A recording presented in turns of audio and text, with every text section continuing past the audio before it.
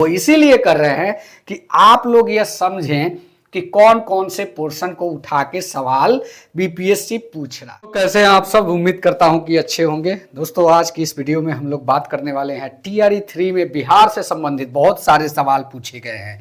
जी हाँ, जैसा कि आप सभी जानते हैं, जब आप पेपर देने गए होंगे तो लगभग 10 से 11 प्रश्न सिर्फ बिहार से ही रिलेटेड प्रश्न पूछे गए हैं।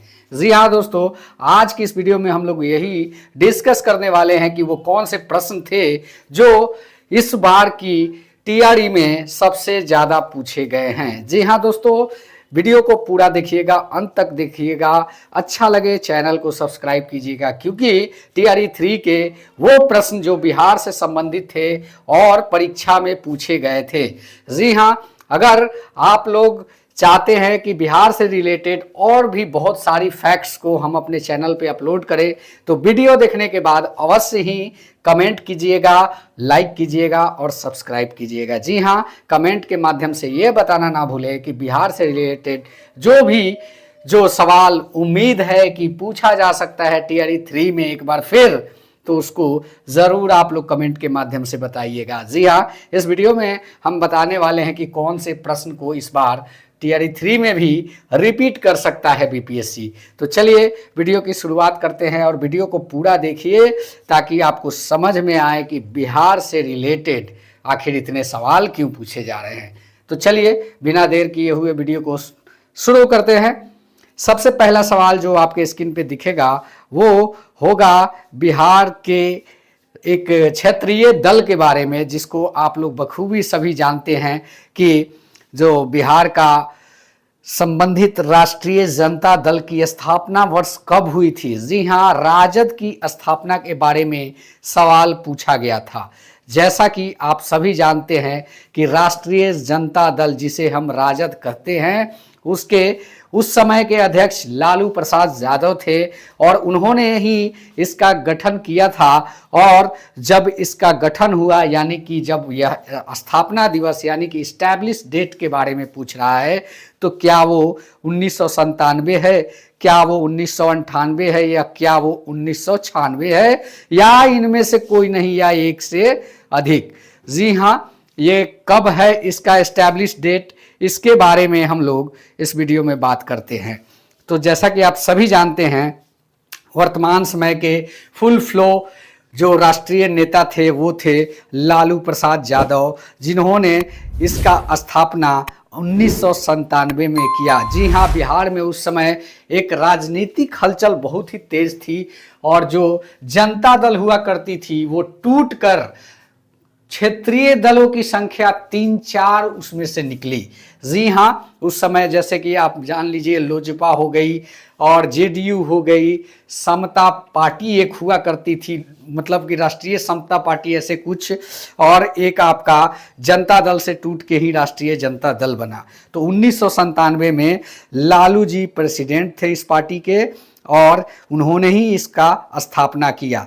चलिए नेक्स्ट प्रश्न पे चलते हैं। जो नेक्स्ट प्रश्न आपके स्क्रीन पे दिखने वाला है वो ये है कि बिहार औद्योगिक निवेश प्रोत्साहन वस्त्र और चर्म नीति 2022 के अनुसार पेटेंट शुल्क में कितनी राशि तक का अनुदान दिया जाएगा। जी हाँ, इसमें आप लोग थोड़ा सा कंफ्यूज हो सकते हैं, लेकिन हम बताते चलेंगे आगे कि ऐसा क्यों। क्या वो 20 लाख था, क्या वो 5 लाख था, क्या वो 10 लाख था, या एक से अधिक, या उपयुक्त में से कोई नहीं।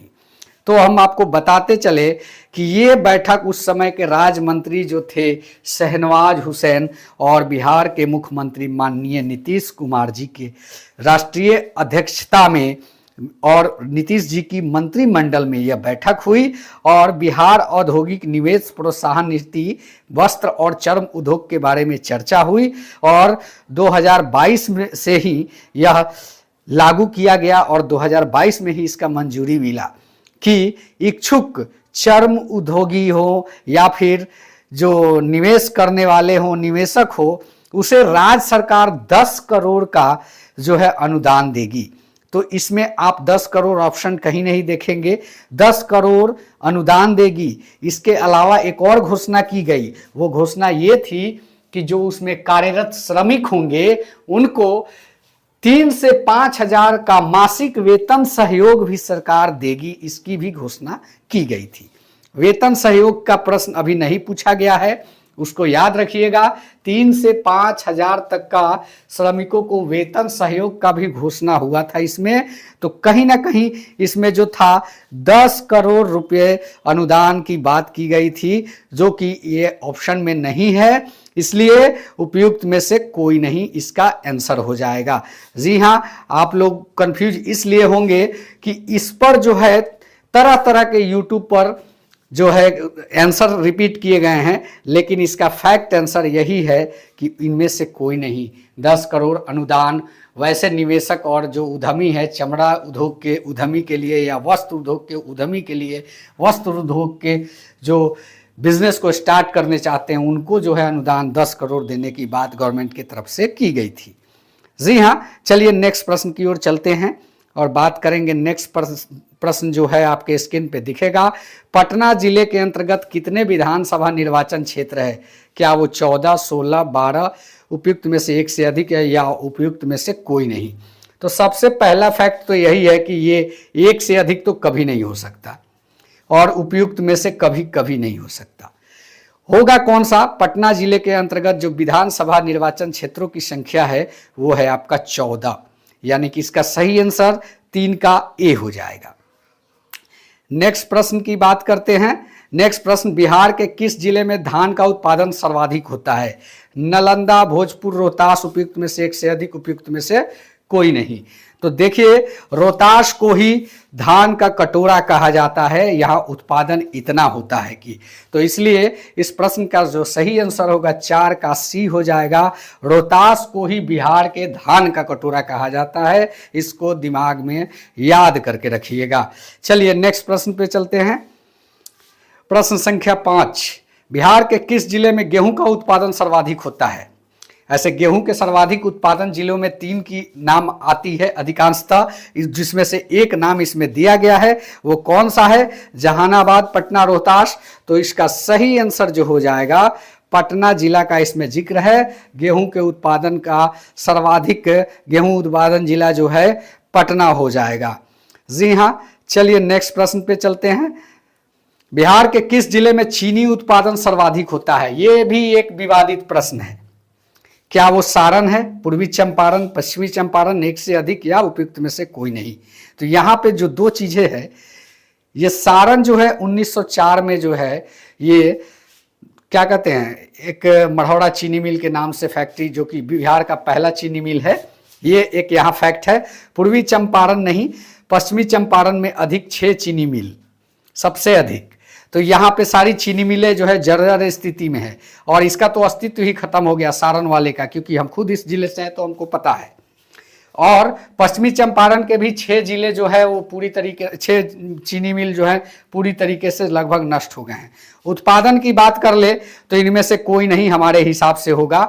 अब बात करेंगे कि अभी जो वर्तमान में जो चल रहा है, वर्तमान में जो रिकॉर्ड चीनी का उत्पादन किया है वो सिधवलिया चीनी मिल है, जो गोपालगंज डिस्ट्रिक्ट में पड़ता है। चलिए नेक्स्ट की बात करते हैं। हालांकि बीपीएससी क्या इसका आंसर देगा ये भी एक सवाल है, लेकिन इस टीआरई जब हुआ उस समय का वो अपडेट नहीं है, उसके बाद का अपडेट है कि सिधवलिया में उत्पादन सबसे ज्यादा हुआ, और ये जो ऑप्शन में चीनी मिल दिया गया है ये लगभग सभी बंद पड़े हुए हैं। तो इनमें से उपयुक्त में से कोई नहीं इसका आंसर हो जाएगा। लेकिन अगर नेक्स्ट में ये प्रश्न रिपीट करता है तो आपको वो सिधवलिया चीनी मिल का ऑप्शन देखने को मिलेगा, गोपालगंज जिले का। चलिए नेक्स्ट प्रश्न की बात करते हैं। पटना कॉलेज की स्थापना कब हुई? इसका तो आंसर लगभग सभी जानते होंगे, क्योंकि ये प्रश्न हमने कम्युनिटी पोस्ट में भी लगाया था। क्या वो 1865, 1861, 1863? उपयुक्त में से एक से अधिक, उपयुक्त में से कोई नहीं। तो पटना कॉलेज का स्थापना जो हुआ था 1863 में। ये जो भवन हुआ करता था, डच लोग यहाँ पे अफीम रखने के लिए उपयोग में लाया करते थे, और उसी के चले जाने के बाद ब्रिटिश राज में ब्रिटिश सरकार के द्वारा 1863 ईस्वी में बिहार का जो विश्वविद्यालय है, कॉलेज है, वो 1863 में पटना कॉलेज के नाम से बनाया गया, उसी भवन में। चलिए नेक्स्ट की बात करते हैं। मुजफ्फरपुर बम कांड में किसको फांसी की सजा दी गई? तो देखिए, इसमें प्रफुल्ल चाकी खुद को गोली मार लिए थे, रास बिहारी बोस, खुदीराम बोस, एक से अधिक उपयुक्त में से कोई नहीं। तो यहां पे जो आंसर होगा, प्रफुल्ल चाकी जो है खुद गोली मार लिए थे, खुदीराम बोस पकड़े गए थे, वही खुदीराम बोस को फांसी दी गई थी, इन्हीं को दी गई थी। चलिए प्रश्न संख्या 9, बाबू कुंवर सिंह का देहांत कब हुआ? यह प्रश्न पूछा गया है और बताना है आपको इसका आंसर, क्योंकि बिहार से संबंधित थे, जगदीशपुर के जमींदार थे और ये सभी जानते होंगे कि वो जब जगदीशपुर में एंट्री कब हुए, दोबारा प्रवेश कब हुए और उनकी मृत्यु कब हुई। तो दोस्तों बताते चले कि जगदीशपुर के बाबू कुंवर सिंह का देहांत जो है 1858 ईस्वी में हुआ था, जो 23 अप्रैल के दिन उनका देहांत हुआ था, 23 अप्रैल 1858। किस वर्ष बिहार को बंगाल से अलग किया गया? प्रश्न संख्या 10, 1909, 1905, 1907 और 19 उपयुक्त में से एक से अधिक उपयुक्त में से कोई नहीं। आपको एक फैक्ट याद होना चाहिए, दिल्ली दरबार कब लगा था? जॉर्ज पंचम कब आए थे? उसी के बाद तो वो हुआ। तो सीधी बात है कि जब बिहार को बंगाल से अलग किया गया, उस समय एक और राज्य शामिल था इससे, जो कि वर्तमान राज्य आप जानते होंगे उड़ीसा। हालांकि उड़ीसा और झारखंड दोनों अब अलग हो गए, लेकिन उस समय बिहार और उड़ीसा एक साथ बंगाल से अलग हुए थे। वो डेट था 1912 का डेट था, जो कि आपको इस ऑप्शन में नहीं दिखेगा, इसलिए उपयुक्त में से कोई नहीं इसका आंसर हो जाएगा। तो दोस्तों ये थे बीपीएससी टीआरई में पूछे गए इंपॉर्टेंट सवाल, जो बिहार से ही सिर्फ पूछे गए थे। अब आप लोग समझ सकते हैं कि किस प्रकार से तैयारी को अंजाम देना चाहिए। हमने ग्रुप वाइज इसीलिए इस प्रश्न को मतलब डिस्कस किया, या फिर इससे पहले भी पार्ट वाइज ही हम डिस्कस उस पेपर का कर रहे हैं। वो इसीलिए कर रहे हैं कि आप लोग यह समझें कि कौन कौन से पोर्शन को उठा के सवाल बीपीएससी पूछ रहा है, तो तैयारी किस प्रकार से करनी है। लंबा पोथा पढ़ने की जरूरत नहीं है, एक ऐसे प्लानिंग के तहत पढ़ाई को करनी होगी कि आपका रिजल्ट सुनिश्चित हो जाए। उम्मीद करता हूं यह वीडियो अच्छा लगा होगा। अगर अच्छा लगा है चैनल को सब्सक्राइब करें। धन्यवाद। जय हिंद। वंदे मातरम।